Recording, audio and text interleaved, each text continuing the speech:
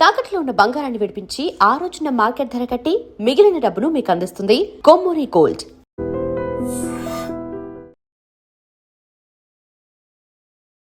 నమస్కారం, welcome to I dream. ధర్మ మార్గం విత్ విజిత కార్యక్రమానికి స్వాగతం.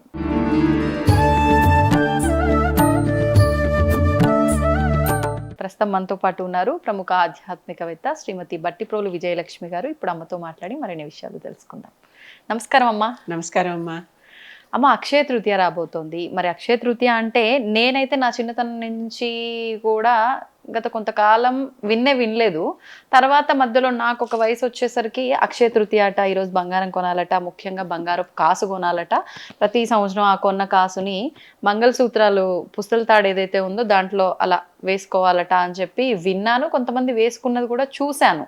అసలు ఏంటి వాస్తవం అంటే, ఇప్పుడు మళ్ళీ ప్రజెంట్ నేను ఈ మీడియాలోకి ఎంటర్ అయిన తర్వాత గురువులతో మాట్లాడడము, మీలాంటి వాళ్ళతో మాట్లాడటప్పుడు కొంతమంది చెప్తున్నదేమో నిజంగానే కొనాలి, కొనటం వల్ల నష్టం ఏమీ లేదు, నువ్వు అప్పు చేసి కొనకుండా నీ చేతిలో డబ్బులుంటే కొంటే అది మంచే కదా, కొనటం వల్ల బంగారం లక్ష్మే కదా అంటారు. కొంతమంది ఎవరు చెప్పారు, నువ్వు కొనుక్కొని ఇంటికి తీసుకొస్తున్నావు, మరి నీ సొమ్ము వాడికి ఇచ్చే కదా అది ఇంటికి తెచ్చుకుంది, అది పోయింది ఇది వచ్చింది నీకేముంది అక్కడ అన్నట్టుగా కొంతమంది అంటారు. అసలు ఏంటి మీ రోజుల్లో మీరు ఏం చూసారు ఈ అక్షయ తృతీయకు సంబంధించి? ఒకప్పుడు అసలు అక్షయ తృతీయ గురించి ఎవరికీ కూడా తెలియదు. అది వేరే ప్రత్యేకమైనటువంటి ఒక ఆధ్యాత్మికమైన విషయం, అంతేకాని వ్యాపార రంగమైన విషయం కాదు. అది ఇంటింటా పెద్ద పూజలు సంబరాలు చేసుకునే విషయం కూడా కాదు. ఏవో కొన్ని నోములు అవి పాటించుకునేవాళ్ళు, నోములు చేసుకునేవాళ్ళు. ఇప్పుడు మా చిన్నప్పుడు మేమేం చేయలేదు, మా పెద్దల చిన్నప్పుడు వాళ్ళు ఏం చేయలేదు. కారణం ఏంటంటే, కొన్ని తరతరాలుగా మనకి పరాయి ధర్మ పాలనలో మనం ఉన్నాం. వాళ్ళ కరికులమే, వాళ్ళు ఏది నిర్దేశిస్తే ఇదే కరికులం అని ఆ కరికులమే మనం నేర్చుకున్నాం. కనుక వాళ్ళు ఇది విద్యా ప్రణాళిక అంటే ఆ ప్రణాళికనే మనం నేర్చుకున్నాం తప్పితే మనకు కావాల్సింది నేర్చుకోవాలి. వాళ్ళకి కావాల్సింది మనకి నేర్పి మన చేత చేయించుకున్నారు. కనుక వాళ్ళ ప్రణాళిక అంతా అలాగే సాగింది. కనుక మనకి చాలా ఆధ్యాత్మికమైన విషయాలు మనకి తెరమరుగైపోయినాయి, తెలియదు. కానీ మొత్తం తెరమరుగు అవ్వవు కదా. ఎప్పుడు ఏ పీఠాల్లోనో మఠాల్లోనో అసలైనటువంటి అసలు సిసలు పండితులు ఎవరైతే వంశపారంపర్యంగా వచ్చే ఉంటాయో వాళ్ళ దగ్గర ఇవన్నీ ఉంటాయి. వాళ్ళు అవన్నీ నేర్చుకుని నెమ్మదిగా కాపాడి, అంటే నశించిపోకుండా, పరులకి పోకుండా కొద్దిమంది శిష్యులకి మాత్రమే చెప్పి, అందుకే అందరి శిష్యులకి అందరూ చెప్పరు గురువులు. ఎందుకంటే వీళ్ళు దానిని జాగ్రత్తగా వాడాలి, అనవసరంగా దాన్ని ప్రమాదానికి వాడకూడదు, జాగ్రత్తగా వాడాలి, ఇలాంటివన్నీ అనమాట చెప్పి వాళ్ళవన్నీ చేసేవాళ్ళు. అంతే తప్పితే ఇది అందరికీ అందలా. మా నాన్నగారు ఒక వేదం నేర్పేవారు. ఇంటికే శిష్యులు వచ్చేవారు, ఇంట్లోనే వేదం నేర్పేవారు. అంటే దాదాపు గురుకులల్లాగా మా బామ్మగారు వచ్చిన వాళ్ళందరికీ కూడా వండి పెడుతూ ఉండేది. వాళ్ళు కూడా పిల్లల కిందే లెక్క. ఈవిడకో డజన్ మంది పిల్లలు, ఈ డజన్ మంది మీద శిష్యులు వస్తే వాళ్ళు కూడా కలిపి ఇంట్లో ఒక ఆడబడుచు ఉండేది. ఈ ఆడబడుచు వదిన గారు ఇద్దరూ కలిసి చేసుకుంటూ ఉండేవాళ్ళు. ఈ రకంగా ఆడబడుచు బాలవితంతువు ఇక్కడే ఉండిపోతుంది ఆవిడ. ఆ రోజుల్లో బాలవితంతువులకి పెళ్ళిళ్ళు లేవు కదా. వీళ్ళిద్దరూ కలిసి ఇంటిని పాది ఇంతమందిని పోషిస్తూ వాళ్ళని చూస్తూ ఉండేవాళ్ళు. ఆ రకంగా జరిగిందే తప్పితే ఎవ్వరూ కూడా ఎప్పుడు ఈ రకంగా అక్షయ తృతీయలు చేసుకోవటం మా బామ్మతనంలో నేను వినలేదు, మా అమ్మమ్మ దగ్గర నుంచి వినలేదు, మా అమ్మ కానీ మా అత్తగారు కానీ ఎవ్వరూ చేయలేదు, నేను చేయటం లేదు. కాకపోతే అక్షయ తృతీయ అనేది చాలా వెరీ ఇంపార్టెంట్ ఆధ్యాత్మిక విషయం. గమనించి చూస్తే అక్షయ తృతీయ నాడే మనకి ఇప్పుడు కూడా ఈ రోజు కూడా జరుగుతుంది. అది మనకి సింహాచలంలో చందనం పూస్తారు కదా ఆయనకి. ఆ రోజు చందనోత్సవం చేస్తారు ఆయనకి. సంవత్సరానికి 3 సార్లు ఎన్నిసార్లు చేస్తారు కదా. ఆ చందనం, పాత చందనం ఒలిచి ఈ చందనం రాయటం కూడా కొన్నాళ్ళ ముందర నుంచి తీస్తూ ఉంటారు. ఎండాకాలం వచ్చేస్తుంది, చందనం ఎంత అవసరం కనుక ఆయనకి చందనం పూస్తారు. ఆ చందనోత్సవం జరిగే సమయం ఆ రోజు అక్షయ తృతీయ. ఓకే, అంటే బంగారం ఇదంతా సంబంధం లేదు, జస్ట్ ఇవి బిజినెస్ వాళ్ళు పెట్టారు. అక్షయంగా ఉంటుంది, ఏం చేసినా పుణ్యం చేసుకుంటే అక్షయంగా ఉంటుంది అనే ఉద్దేశంతో ఆధ్యాత్మిక విషయాల్లో చెప్తే, గొప్ప గొప్ప విషయాలు అక్షయంగా ఉండటానికి జరుగుతాయని చెప్తే, బంగారం కూడా అక్షయంగా ఉంటుంది మీరు కొనుక్కోండి అని వ్యాపారస్తులు మొదలుపెట్టారు. ఇప్పుడు బంగారం వ్యాపారి ఈ మాట చెప్పాడు, రేపు ఇంకెవరో వ్యాపారి నా దగ్గర ఇది కొనండి మీకు అక్షయంగా ఉంటుంది అంటాడు. బియ్యం కూడా మనకు అక్షయంగా కావాలి కదా. రేపు ఏ ధాన్యం వ్యాపారం ఈ మాట చెప్పొచ్చు. అవును ఎందుకంటే అది కూడా చాలా అవసరం, బంగారం కంటే అదే ఎక్కువ అవసరం కదా. అవును కనుక ఈ రకంగా కనుక వీళ్ళు వాళ్ళు బతకాలి కదా, సమాజంలో అందరూ బతకాలిగా. చెప్పాను కదా, కమ్మరి కుమ్మరి కంసాలి అందరూ బతకాలి కదా. కనుక వీళ్ళందరూ బతకాలి కనుక వాళ్ళు బతకాలి, వాళ్ళ వ్యాపారం వాళ్ళు చేసుకుంటున్నారు అంతే. అవును ఒరిస్సాలో పూరి జగన్నాథుడికి ఆ రోజు చందనోత్సవం చేస్తారు. ఉత్సవ విగ్రహాలను ఒరిస్సాలో కంటే అసలైన దారు విగ్రహాలనే ఊరేగిస్తారు రథోత్సవం నాడు, తెలుసు కదా. అవును ఆషాఢ మాసంలో వస్తుంది. దీనికి మాత్రం ఈ చందనోత్సవం నాడు చక్కగా ఆయనకి చందనం పూసి బయటికి తీసుకొచ్చి నదిలో విహరింపజేస్తారు. అంటే ఏంటి, ఎండాకాలం వస్తుంది, చల్లగా చందనం పూసి ఉత్సవ విగ్రహాలకి నీటి మీద గాలిలో విహరింపజేస్తారనమాట. ఎంత బాగుంటుంది ఇలాంటివన్నీ. ఇవన్నీ వదిలేసి బంగారం వెనకాల పడుతున్నారు. అసలు జరిగేటటువంటి కార్యక్రమం ఇది. ఈ అక్షయ తృతీయ నుంచే మొదలుపెట్టి ఉత్తరాఖండ్లో చార్ధామ్ అంటామే హిమాలయ పరిక్రమ. ఈ హిమాలయ పరిక్రమలో 4 ధామాలు ఉన్నాయి. ధామాలు అంటే పుణ్యక్షేత్రాలు అని అర్థం. ఈ 4 ధామాలు బద్రీనాథ్, కేదార్నాథ్, గంగోత్రి, యమునోత్రి ఆలయాలు ఒకటి తర్వాత ఒకటి ఆలయాలన్నీ తెరుచుకుంటాయి. 6 నెలల పాటు మూసేస్తాం కదా, ఇప్పుడు తెరుచుకోవటం మొదలెడతాయి. ఒకదాని తర్వాత ఒకటి, ఒకదాని తర్వాత ఒకటి అన్ని 4 తెరుస్తారు. ఇక్కడి నుంచి అందరు ఇక వెళ్ళటం మొదలు పెడతారు. నిన్న మొన్న కూడా చూశాను, కేదార్నాథ్లో ఇంకా ఐస్ పడుతోంది, అక్కడ మంచు కురుస్తోంది. అయినా రేపు అక్షయ తృతీయకి మరి తెరవాలన్నప్పుడు తెరుచుకోవాల్సిందే అంతే. కనుక ఈ రకమైనటువంటివి అనమాట. అంటే ఎలా జరుగుతున్నాయి, పాతకాలంలో ఏం చెప్పారు దీనికి. అసలు ఈ అక్షయ తృతీయ నాడే మనకి యుగాలు ప్రారంభమైనాయని చెప్తారు. అంటే కృతయుగం ముగిసి త్రేతాయుగం అంటే రాముడి యుగం ప్రారంభమైంది అక్షయ తృతీయ నాడే. ఇంత విశేషం ఉన్నది ఈ అక్షయ తృతీయకి. యుగం కూడా యుగారంభం జరిగింది అనమాట. అది అక్షయ తృతీయ, అక్షయం అనే మాట ఎలా వచ్చిందంటే ధర్మరాజు సూర్యుడిని ప్రార్థించి పూజ చేసి ఒక అక్షయ పాత్ర తీసుకున్నాడు. అరణ్యంలో ఉన్నారు, వనవాసం చేస్తున్నారు. మరి వీళ్ళకి ఇన్నేళ్ళు వనవాసం అని విధించారు కదా.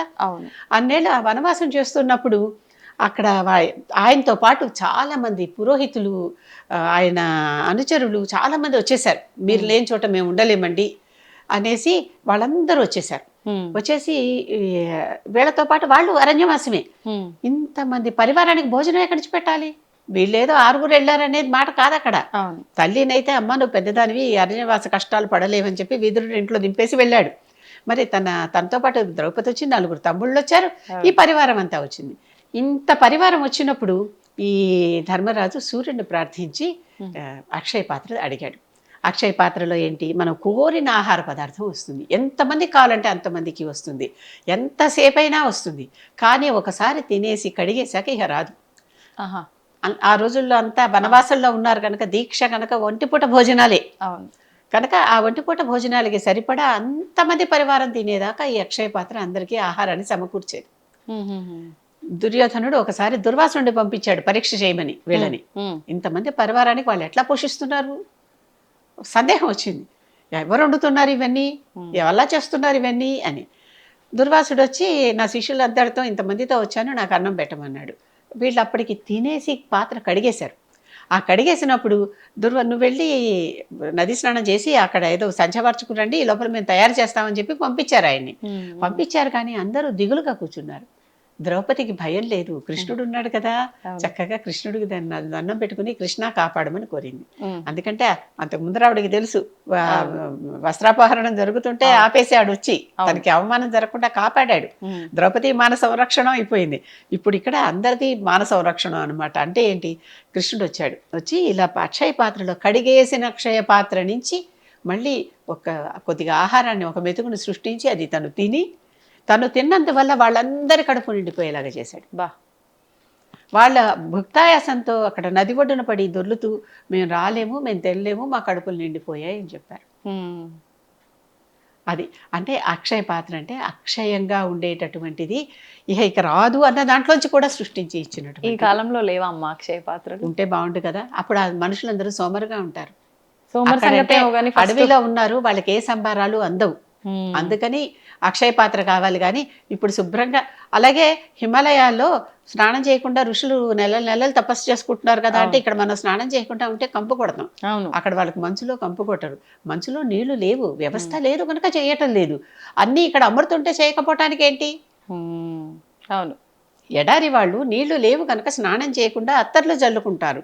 ఇక్కడ శుభ్రంగా అన్నీ ఉంటే ఇక్కడ స్నానం చేయకుండా ఇక్కడ అత్తర్లు జల్లుకోవటం ఎందుకు? అదే కదా బద్ధకం కదా. బద్ధకం కాదు, ఎక్కడికక్కడ అక్కడ ఏమన్నా మనకు సులువు ఒకటి ఉంటే తీసేసుకుని మనం వాడేసుకుందామా, తప్పించేసుకుందామా, అదే కదా. కనుక అక్షయ పాత్రలు నిజంగానే ఇప్పుడు ఉంటే అసలు జనం ఇలా ఉంటారా? ఎవరు కష్టానికి పుల్లంచరు. అందరికీ ముందర కావాల్సింది ఫుడ్డే కదా. ఫుడ్డే. రోటీ కప్పుడా మకాల్లో రోటీనే ఫస్ట్, అంతే, తినేసి ఊరుకుంటారు.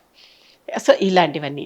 అంతేకాకుండా అక్షయ తృతీయ నాడే సుధాముడు కుచేలుడు, యాక్చువల్లీ అంటే చిరిగిపోయిన వస్త్రాలు ఉన్న కుచేలుడు వచ్చి కృష్ణుడికి అటుకులు తినిపించి సకల సంపదలు పొందాడు.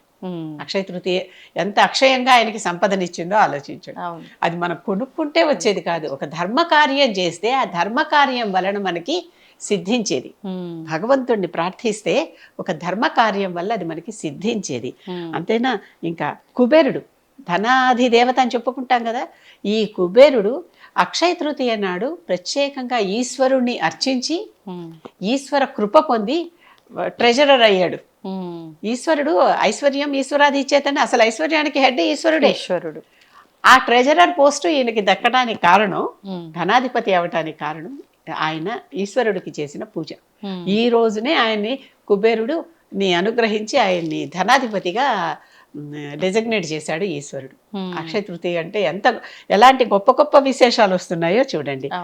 అంతేకాదు ఈ అక్షయ తృతీయ నాడే విఘ్నేశ్వరుడు వ్యాసుడు కలిసి భారతం రచించడం మొదలు పెట్టారని ఒక నమ్మకం. అంటే వీళ్ళిద్దరి మధ్య ఒక ఒడంబడిక ఉంది కదా. వ్యాసుడేమో నేను చెప్పినట్టుగా చకచకా నువ్వు రాసేయాలి.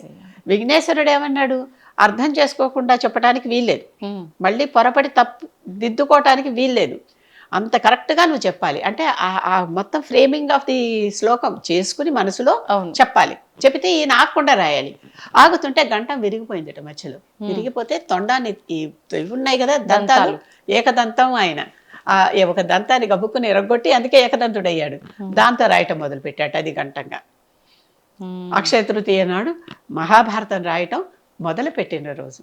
అంతేకాదు అక్షయ తృతీయ నాడు పరశురాముడు ఈ రోజునే పుట్టాడు. రేణుకా దంపతులకి, జమదగ్ని రేణుకలకి పరశురాముడు ఈ రోజు పుట్టాడు అని అదొక నమ్మకం. ఎన్ని ఉన్నాయో చూడండి. అక్షయ తృతీయని చుట్టుముట్టి అక్షయ తృతీయ చుట్టూ అల్లుకున్నటువంటి మన పురాణ గాథలు, పురాణ విశేషాలు, ఆధ్యాత్మిక విశేషాలు. అంతేకాదు ఈనాటికి కూడా తీజ్ అని ఒక ఫెస్టివల్ చేసుకుంటారు, ఒక నోము లాంటిది చేసుకుంటారు ఉత్తర భారతదేశంలో. ఉత్తరం ఈస్ట్లో కూడా చేసుకుంటారు, నార్త్ అటువైపు అంతా చేసుకుంటారు అనమాట. మన దగ్గర తక్కువ ఈ తీజ్ అనేది. ఇక్కడ కూడా ఆ దేశం వాళ్ళు, ఆ ప్రాంతం వాళ్ళు ఇక్కడ ఉంటే ఇక్కడ కూడా వాళ్ళు తీజ్ చేసుకుంటారు. తీజ్ అంటే తదియా తృతీయ ఒకటే కదా. ఆనాడు ప్రత్యేకంగా సుమంగళులందరూ కలిసి ఈ తీజ్ ఫెస్టివల్ చేసుకుంటారు. అట్ల తద్ది లాంటిదే. మనం అట్ల తద్ది అని చేసుకుంటాం, వాళ్ళు తీజ్ అని చేసుకుంటారు. వైశాఖ మాసంలో వచ్చేటటువంటి ఈ అక్షయ తృతీయ నాడే వాళ్ళు ఈ తీజ్ చేసుకుంటారు. అక్షయ తృతీయ చుట్టూ ఇన్ని విశేషాలు ఉన్నాయి. కేవలం బంగారం కొనుక్కోవటం మాత్రమే కాదు. కొనుక్కోండి బంగారం, దాందే ఉంది.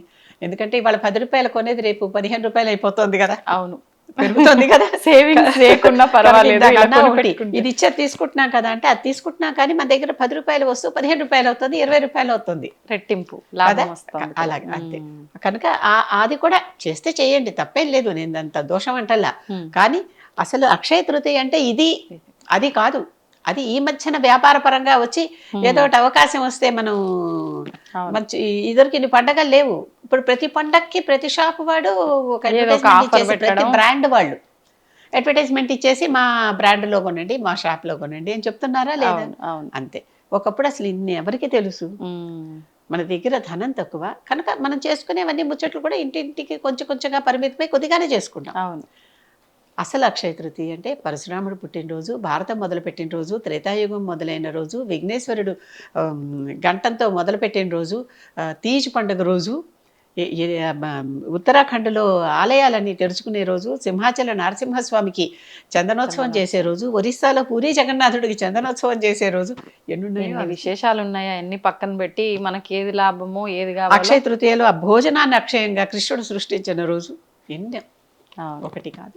ఇది అక్షయ తృతీయ అంటే. సూపర్ అమ్మా, మంచి వివరణ, ధన్యవాదాలు.